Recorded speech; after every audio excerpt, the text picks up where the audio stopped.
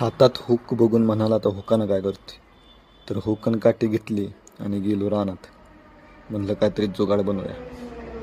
काठीवर hook ठेवला आणि घट्ट बांधायला चालू केलं. आल्याला भर घालून 4-5 दिवस झालेलं आणि भर घातल्यामुळं त्यातल्या ड्रिपच्या पाईपा मुजून गेल्या होत्या. झाला आपला जुगाड तयार.